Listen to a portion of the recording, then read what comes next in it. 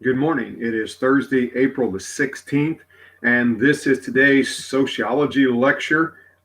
Question of the day is, what were societies called that were led by females of the group? What were societies called that were led by females of the group? Yesterday, you were supposed to do some reading in sex and gender and watch a couple of videos that I posted um, through YouTube. We want to get started. This chapter, we're looking at gender satisfaction, okay, or stratification. Males and females, unequal access to property, power, and prestige. Gender is especially significant because it's a matter of status. It cuts across all aspects of social life. No matter what we attain in life, we carry the label of male or female. These labels convey images and expectations about how we should act, and they not only guide our behavior, but they also serve as a basis of power and privilege. Now, we understand that in today's society, there seems to be more genders, okay? But we're going to go by what the book is saying right now, because that's the source that we have to use. That's the source we'll use for our test and all that. So when I speak of genders and what the book says, I'll be saying male and female, okay? Just want to make sure everybody understands this is no way, shape, or form to offend anyone. This is, I'm going by the information that I have. And since our book is older, as we all know, I'm just going to stick with what it says, okay? Now, when we consider how males and females differ, the first thing we use that comes to mind is sex, the biological characteristics that distinguish between males and females. Primary sex characteristics consist of the vagina and the penis and other organs related to reproduction. Secondary sex characteristics are the physical conditions between males and females are not directly connected with reproduction. These characteristics become more clearly evident at puberty, when males develop more muscles and a lower voice and gain more body hair and height, while females develop breast and form more fatty tissue and broader hips. Gender, in contrast, is a social, not biological characteristic, okay? Gender consists of whatever behaviors and attitudes a group considers proper for its males and females. Consequently, gender varies from one society to the other. Whereas sex refers to male or female, gender refers to masculinity or femininity. In short, you inherit sex, but you earn your gender as you are socialized into behaviors and attitudes your culture asserts that are appropriate for your sex. Okay, so it could be a lot of things in a lot of different areas. Okay, so it just pretty much is what society defines. Okay, and how you take those roles on as defined by society. All right. If you look on page 295 in your book, that photo montage illustrates the expectations associated with gender differences around the world. They vary so greatly that some sociologists suggest we replace the terms masculinity and femininity with masculinities and femininities. The sociological significance of gender is that it is a device by which society controls members, okay? If you look at those pictures, you'd have to look really close in some cases to distinguish which is male and female on a couple of them. Two or three of them are pretty easy to tell, but there's a couple of those that it's kind of hard to tell right off the bat when you first look. Now, gender differences in behavior, is it biology or is it culture? Now, why are most males more aggressive than most females? Why do women enter nurturing occupations such as teaching young children and nursing in far greater numbers than men? To answer these questions, we have to look at things more than they're just born that way. Now, I want to ask a question. Are we still in a society where more women enter nurturing occupations as teacher and nursing? I would think if you look at elementary teachers, that's a possibility. There's probably a great disparity in between the ratios between men and women. But once you get up into secondary or high school education, I think it changes. Now, that's just my opinion. I'd be interested in what your opinion is. If you want to shoot me an email, let me know what you think. That'd be great. Or even put it on your question of the day. Do you think that more women enter nurturing occupations than men. How about nursing? Is that still a predominant for women, or are we seeing a shift where more and more men are entering nursing? I mean, I know a few nurses, and I know a couple of them are guys. So I just wonder if that's changing today. Okay. Um, Certainly, biology is going to play a significant role in our lives. Each of us begins as a fertilized egg. The egg or ovum is contributed by our mother, and the sperm that fertilizes the egg by the father. At the very instant egg is fertilized, our sex is determined. Each of us receives 23 chromosomes from the ovum and 23 from the sperm. The egg has X chromosome. If the sperm fertilizes the egg, also has the X chromosome, then it becomes a girl. That's a double X chromosome. If the sperm has a Y chromosome, we become a boy. So, for all of you who weren't sure about this, the father does determine the sex of the child, basically, because of the chromosomes that come through in the sperm. Okay. Now, that's the biology. Now, the sociological question is, does this biological difference control our behavior? So does it, for example, make females more nurturing and submissive and males more aggressive and domineering? Almost all sociologists take the side of nurture in this nurture versus nature controversy. But there are a few that don't. And if you look at the thinking critically on page 296 and 297, you'll see that. Okay. I'm not going to read those to you. If we were in class, I might pick out one or the other to read, but I'm not going to sit here and spend my time reading to you thinking critically. You need to look in your book on 296 and 297. It has two different views. One of them is biology versus culture. Culture is the answer. The other one is biology versus culture. Biology is the answer. So it gives you two different arguments to answer this question on nature versus nurture. Okay. So that's something you can read and decide on your own. There is one thing in here that says stories about long lost societies where women were dominated the group, says they are myth. I'm not sure about that because I believe the Iroquois Indians were matriarchal and were led by the females of the group. They had a female council that made decisions for the tribes. So kind of makes it a little bit interesting to read it. I haven't read the whole thing, but it makes it interesting for you to probably read. Okay. Now, the dominant position in sociology is that we behave the way we do because of social factors, not biology. Our visible differences of sex do not come with meanings built into them. Rather, each human group makes its own interpretation of these physical differences and assigns males and females to separate groups. Okay, so it's society. In these groups, people learn what is expected of them and are given different accesses to property, power, and prestige, and other privileges available in their society. Okay, so most sociologists find compelling the argument of biology, where principal factor in human behavior all around the world, we would find women behaving in one way and men in the other. But ideas of gender vary greatly from one culture to another, and as a result, so do male and female behaviors. So there's still a lot of research that needs to go on. Okay, this still needs to be looked into, still needs to be taken in consideration. What really is it, biology or is it culture that defines gender? And especially today, you look at today, and there seems to be a lot of discussion about gender and different genders and stuff today. And I'm not going to go into that. I'm not well versed in it. I think it would be terrible for me to try to sit there and give you advice on it when I haven't really studied it. But it'd be something, if you're interested in, you can look into and see if it's changed. See if you can find the newer edition of our book and try to find these pages and see if it's changed any and see what the differences are. Okay.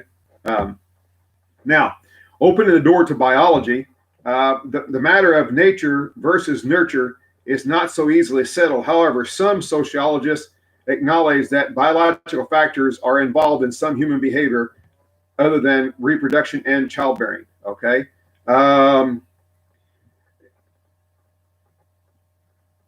Just looking here, trying to make sure I cover it properly. Alice Rossi, a feminist sociologist and former president of the American Sociological Association, has suggested that women are better prepared biologically for mothering than men. She says that women are more sensitive to an infant's soft skin and to nonverbal communication.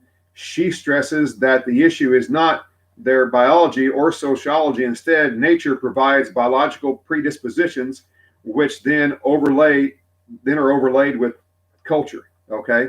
The book goes into what it calls a medical accident. So this drama began in 1963 when 7-month-old identical twin boys were taken to the doctor for routine circumcision. The inept physician who was using a heated needle turned the electric current too high and accidentally burned off the penis of one of the boys. That would be horrible. Parents would be devastated. What can be done in that situation like this? The damage was irreversible. The parents were told that their boy could never have sexual relations. After months of soul searching and tearful consultations with experts, the parents decided that their son should have a sex change operation. When he was 22 months old, surgeons castrated the boy using the skin to construct a vagina. The parents then gave the child a new name, Brenda, dressed him in frilly clothing, let his hair grow long, and began to treat him like a girl. Later, physicians gave Brenda female steroids to promote female growth. At first, the results were promising. When the twins were 4 years old, the mother said the following quote, "One thing really amazes me is that she is so feminine. I have never seen a little girl so neat and tidy. She likes for me to wipe her face. She doesn't like to be dirty. And yet my son is quite different. I can't wash his face for anything. She is very proud of herself when she puts on a new dress or I set her hair. She seems to be daintier." About a year later, the mother described how her daughter imitated her while the son copied his father. So another quote from this study. "I found that my son, he chose very masculine things like fishermen or policemen. He wanted to do what daddy does, work where daddy does, and carry a lunch kit. My daughter didn't want any of these things. She wants to be a doctor or a teacher. None of the things that she ever wanted to be were like policemen or firemen and sort of things that never appealed to her." The matter of fact were clear cut. Would this case to conclude that gender is determined extremely by nurture. Seldom are things in life so simple. However, the twist occurs in this story. Despite the promising start and her parents' coaching, Brenda did not adopt to femininity. She preferred to mimic her father's shaving rather than her mother putting on makeup. She rejected dolls, favoring guns and her brother's toys. She liked the rough and tumble games instead of urinating, and instead insisted on urinating standing up. Classmates teased her and called her a cave woman because she walked like a boy. At age 14, she was expelled from school for beating up a girl who teased her. Despite estrogen treatment, she was not attracted to boys. At age 14, in despair over inner turmoil, she was thinking of suicide. In a tearful confrontation, her father told her about the accident and her sex change. All of a sudden, everything clicked. For the first time, things make sense. I understood who and what I was, the twin said of this revelation. David, his new name, then had testosterone shots, later surgery to partially reconstruct the penis. At age 25, he married a woman and adopted her child. This is an unfortunate end to the story, however. In 2004, David committed suicide. So that makes you wonder. That's a lot to take in. That's a tough study. A tragic accident and the turmoil that went with it, and then trying to live with that. That really makes this gender issue quite difficult to kind of figure out. Okay. I want to close with the Vietnam veteran study. And then we'll finish up for today with it. Time after time, researchers had found that boys and men who had higher levels of testosterone tend to be more aggressive. In one study, research compared testosterone levels of college men in a rally fraternity with those of men in a fraternity that had a reputation for academic achievement and social responsibility. Men in the rally fraternity had higher levels of testosterone, In another study, researchers found that prisoners who committed sex crimes and acts of violence against poor people had higher levels of testosterone than those who had committed property crimes. These samples were small, however, leaving the nagging uncertainty what these findings might be due, if they would be due to chance. In 1985, the U.S. government began a healthy study of Vietnam veterans. To be certain that the study was representative, the researchers chose a random sample of 4,462 men. Among the data collected was a measurement of testosterone. This sample supports earlier studies showing that men who have higher levels of testosterone tend to be more aggressive and to have more problems as a consequence. When the veterans with higher testosterone levels were boys, they were more likely to get in trouble with parents and teachers and to become delinquents. As adults, they were more likely to use hard drugs, to get into fights, and end up in lower status jobs, and to move and to have more sexual partners. Those who married were more likely to have affairs, to hit their wives, and it follows to get divorced. It makes this sound like biology is a basis for behavior. Unfortunately, for us sociologists, there is another side to this research. Here is where the social class, the topic of our previous chapter, comes into play. High testosterone men from lower social classes are more likely to get in trouble with the law, do poorly in school, mistreat their wives than higher testosterone men from higher social classes. Social factors such as socialization, subcultures, life goals, and self-definitions are significant in these men's behavior. Discovering how social factors work in combination with the testosterone level then is of great interest to sociologists. So these studies were done. The researchers who did this were saying that those with higher testosterone levels are more likely to be lower income, more abusive, take drugs, drink alcohol, and things like that, and have divorce. But then sociologists start looking at it and saying, wait a minute, it also carries on with their social economic status. Okay. So this is a good start on issues of sex and gender. There will be no messages tomorrow. Tomorrow is an institute day. Work on your questions. If you have not done your test, you need to get your test done. What I have found out lately is that if you aren't doing the work that's being assigned by your teachers during this time, it is to be marked as incomplete.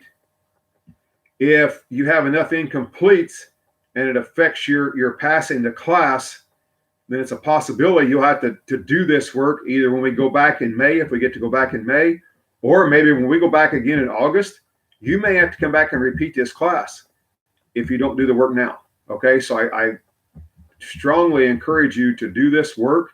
Get in there and get in the Teams app and get the work done. Get in and tell your classmates. If you know somebody who hasn't been doing the work, they haven't been following along with what's going on, you need to get them in there. Okay, I started this week putting in incompletes. All last week's grades that I have not gotten have been put in as incompletes. And I don't know how this plays out. We never had this situation, so I don't know how they're going to do this. We'll start up Monday with gender inequality and global perspective. Okay.